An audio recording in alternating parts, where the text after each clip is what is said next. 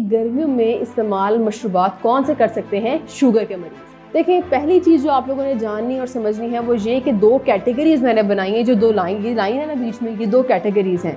ये वाले मशरूबात आप ज़रा इस्तेमाल कर सकते हैं और ये वाले। सवाल जो आपसे मेरा ये है कि क्या आपकी शुगर कंट्रोल है। अगर शुगर कंट्रोल है तो इन वाली लिस्ट से भी आप ऑन एंड ऑफ चीज़ें इस्तेमाल। बिस्मिल्लाहिर्रहमानिर्रहीम, अस्सलाम वालेकुम। मेरा नाम है यमुना चट्ठा और मैं माहिर ग़िज़ायात हूँ।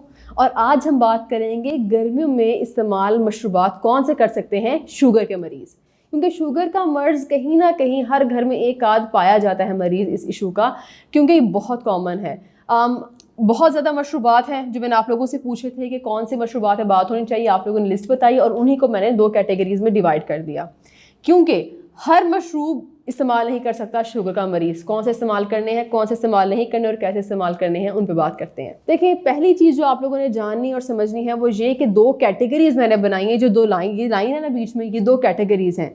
ये वाले मशरूबात आप ज़रा इस्तेमाल कर सकते हैं और ये वाले तरीके से या कुछ लोगों को मना होते हैं।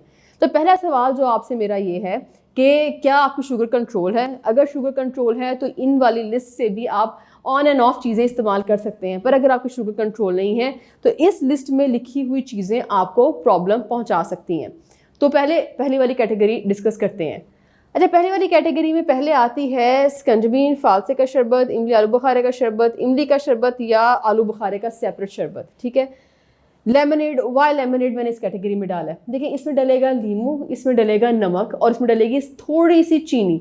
सफ़ेद चीनी पहली बात है आप लोगों ने अपनी डाइट से निकाल देनी है। प्लीज़ शक्कर पे आ जाएं। और अव्वल तो लेमनेड जो है आपका आम, वो लीमू और नमक डाल के भी बड़े आराम से बन जाता है। जिन लोगों को ब्लड प्रेशर का मसला है उन्होंने नमक की क्वांटिटी भी तरीके से थोड़ी सी कम रखनी है। ठीक है, उसके बाद फालसे का शरबत।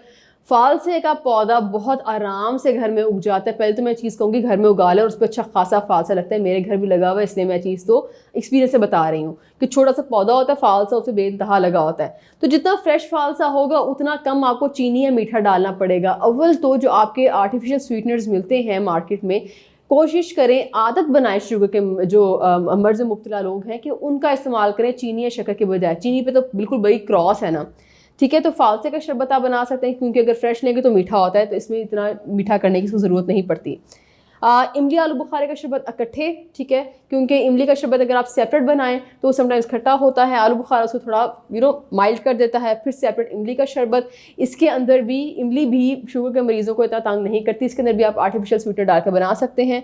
और सिंपल आलू बुखारे का शरबत भी आप बना सकते हैं, बिकॉज 4 आलू बुखारे हार्डली यूज़ होते हैं एक गिलास बनाने में। तो चीज़ जो आपने माइंड में रखनी है वो ये कि फल की क्वांटिटी ज़्यादा इस्तेमाल नहीं होनी चाहिए। इस लिस्ट में सारे वो फल हैं जिनको 3 से 4 क्वांटिटी में अगर इस्तेमाल कर लिया गया तो शरबत भी बन जाएगा और शुगर की क्वांटिटी जो है, अमाउंट है, बॉडी के अंदर ज़्यादा नहीं होगी। अब जो दूसरी लिस्ट है इसमें एक प्रॉब्लम है, ये तभी ये वाली चीज़ें दूसरी लिस्ट में डाली गई। इनमें प्रॉब्लम ये है, सत्तू के अंदर आप शक्कर डाले बगैर नहीं बना सकते। सत्तू जो है फॉर एग्जांपल ये आर्टिफिशियल स्वीटनर से बना ही नहीं है, तो इसलिए सत्तू जो है थोड़ा सा प्रॉब्लम वाली चीज़ है, बिकॉज सत्तू के अंदर हम अच्छी खासी शक्कर डालते हैं। ठीक है, अच्छा होता है, फाइबर में सेहत के लिए अच्छा है, पर शुगर के मरीज़ों को थोड़ा सा एहतियात करनी है। फिर आम का जूस या आम का मिल्क शेक, अच्छे खासे बड़े साइज़ का आम होगा तो बनेगा जनाब इसका जूस, और या ही बनेगा मिल्क शेक। मिल्क शेक्स तो कोशिश करें शुगर के मर्ज़ मुब्तला लोग ना ही लें, बिकॉज एक तो फ्रूट की कार्बोहाइड्रेट्स ऐड होते हैं, फिर ऊपर से आपके दूध के कार्बोहाइड्रेट्स ऐड होते हैं, तो चीज़ बन जाती है डबल। ठीक है, तो उसके बाद अनार का जूस, अनार भी कम से कम आपने कोई अच्छे साइज़ के 2 ना इस्तेमाल किए तो इशू होगा। अगर आपकी कंट्रोल्ड शुगर है तो इतना मसला नहीं है, अनकंट्रोल्ड है तो एक प्रॉब्लम है। सेम तरबूज भी शुगर में हाई होता है। तरबूज का जूस बनाने के लिए आपको अच्छा खासा तरबूज डालना पड़ेगा। फिर सेब का जूस, कम से कम 2 सेब डालेंगे तो जूस बनेगा, वो भी गलत बात है। 1 सेब है, आपको दिन में शुगर के मरीज़ों को 1 फ्रूट अलाउ होता है। ठीक है, उसके बाद केला बहुत ज़्यादा हाई होता है शुगर में, कम से कम 2 केले डालेंगे तो मिल्क शेक बनेगा। तो इसीलिए फिर वही बात, 2 केलों के कार्बोहाइड्रेट्स अलहदा, दूध के कार्बोहाइड्रेट्स अलहदा, तो प्रॉब्लम है। अगेन खजूर में भी तकरीबन आप 5 डालेंगे तो उसका अच्छा जायका बनेगा, तो 5 खजूरें के कार्बोहाइड्रेट्स बहुत ज़्यादा बन जाएंगे, ये भी हाई होती है शुगर में, और उसके बाद दूध के भी। ठीक है, तो कहने का मकसद ये था कि आप लोगों ने समझना है कि आप लोगों ने मशरूबात इस्तेमाल कैसे करने हैं। दिन में शुगर के मरीज़ों को एक दफ़ा कार्बोहाइड्रेट फ्रूट की सूरत में लेने की इजाज़त होती है अमूमन, अगर आपकी शुगर अच्छी कंट्रोल्ड है तो। तो इसीलिए आप जब ये चीज़ें इस्तेमाल करेंगे ना इस लिस्ट से, तो उसमें आपको मसला नहीं होगा। इसमें थोड़ा थोड़ा फ्रूट यूज़ करके 3 आलू बुखारे भी यूज़ कर लिए तो उसकी कैलोरीज और कार्बोहाइड्रेट्स बहुत कम होते हैं। अलबत्ता ये दूसरी कैटेगरी है, इसमें कैलोरीज भी बहुत ज़्यादा हो जाते हैं और कार्बोहाइड्रेट तो बेइंतहा ज़्यादा हो जाते हैं। इसलिए कोशिश करें, मना आपको कोई चीज़ नहीं है, अल्लाह ने कोई भी चीज़ ख़राब नहीं बनाई, बस तरीक़ाकार इस्तेमाल का थोड़ा सा आपको मोल्ड और मुख्तलिफ करना पड़ेगा। उम्मीद करती हूँ आपको आज की वीडियो पसंद आई होगी। इंशाल्लाह मिलते हैं नेक्स्ट और मुनफरिद टॉपिक के साथ। तब तक के लिए अल्लाह हाफिज़।